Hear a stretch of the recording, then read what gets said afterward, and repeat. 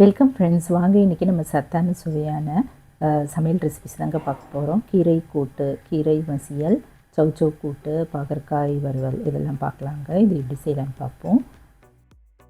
அரைக்கீரை சமையல் தாங்க செய்ய போகிறோம். பாவக்காயும் நல்லா கழுவிட்டு ஸ்லைஸாக அரிஞ்சிக்கலாம். இப்போது பருப்பில் நான் ஊற வச்சுட்டேங்க. சௌச்சௌ தோல் சீவிட்டு இது போல் பொடியாக அரிஞ்சிக்கலாம். இது ஒரு குக்கரில் போட்டுட்டு கொஞ்சம் மஞ்சத்தூள், உப்பு ஒரு ஸ்பூன் போட்டு அரை கப் அளவு தண்ணி ஊற்றி வெயிட் போட்டு ஒரு விசில் வந்து நம்ம இறக்கி வச்சிடலாம், வேக வச்சுக்கலாம். சாதமும் நான் அரிசி பானையில் போட்டுட்டேங்க. காய்கறிகள்லாம் அரிஞ்சு எடுத்து வச்சுக்கலாம். கீரையை வந்து பொடியாக அரிஞ்சிக்கலாம். இது ஒரு மண் பாத்திரம், மண் கடாயில் போட்டுட்டு அடுப்பில் வச்சுட்டு கொஞ்சமாக தண்ணி ஊற்றிட்டு பெருங்காயம், ஒரு 1/4 டீஸ்பூன் அளவு சர்க்கரை, சுகர் போட்டால் கலர் சேஞ்ச் ஆகாமல் அப்படியே பச்சையாக இருக்குங்க. அதனால் சுகர் இதில் ஆட் பண்ணிவிட்டு நல்லா வேக வச்சுக்கலாம். ஓப்பன்லேயே வேக வச்சுக்கலாம். நல்லா வெந்துருச்சு. தண்ணி தனியாக, கீரை தனியாக நம்ம எடுத்து வச்சுருவாங்க. மத்தில் கடைய விருப்பம்னா நம்ம அதிலே கடைஞ்சிக்கலாம். நான் இன்றைக்கி மிக்சியில் தான் போட்டு அரைச்சி வச்சுருந்தேன். துவரம்பருப்பும் வெந்துருச்சுங்க.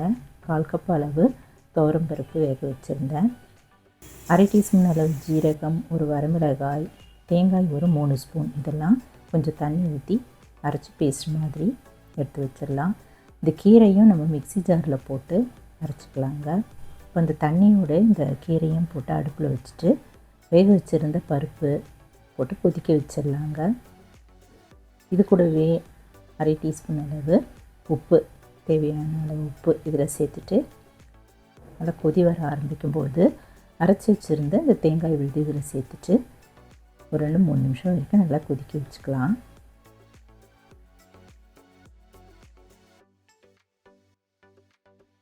இப்போ இதுக்கு தாளிச்சிடலாங்க.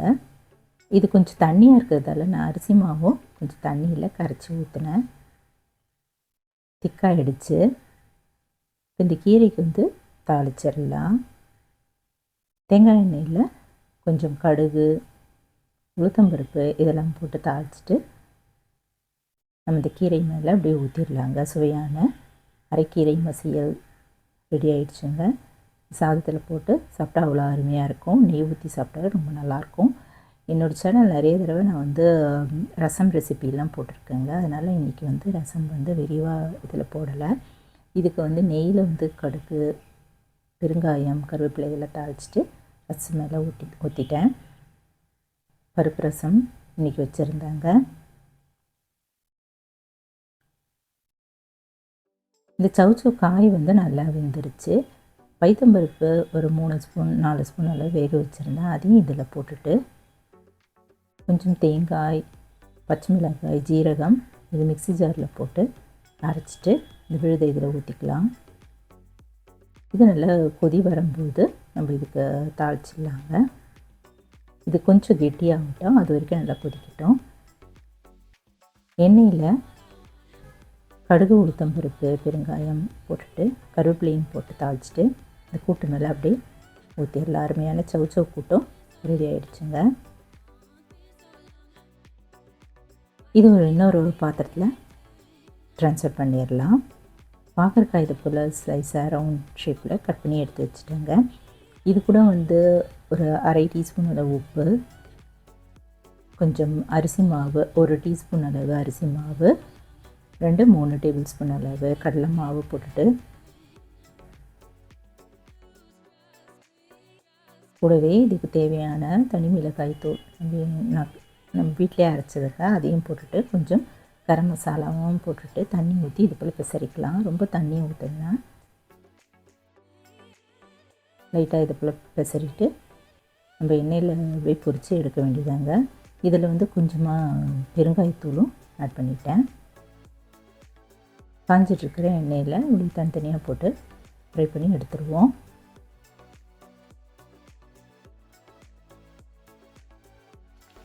நல்லா முறுமுறுன்னு ஆறு வரைக்கும் நம்ம மீடியம் ஃப்ளேமில் வச்சுட்டு வறுத்துடலாங்க.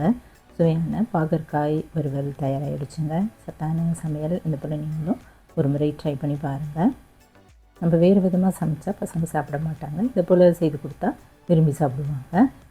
இன்றைக்கி சாதம், கீரை மசியல், ரசம், சௌச்சௌ கூட்டு, பாகற்காய் வறுவல், தயிர் நான் காலையே ஊற ஊற்றி வச்சுருந்தேங்க. இதாங்க இன்றைய சமையல். சத்தான இந்த சமையல் நீங்களும் ஒரு முறை ட்ரை பண்ணி பார்த்துட்டு எப்படி இருக்குன்னு சொல்லுங்கள். இந்த வீடியோ பிடிச்சதுன்னா என்னுடைய சேனல் சப்ஸ்கிரைப் பண்ணிக்கோங்க. லைக் பண்ணுங்கள், ஷேர் பண்ணுங்கள், கமெண்ட் பண்ணுங்கள். தேங்க்ஸ் ஃபார் வாட்சிங். நன்றி, வணக்கம்.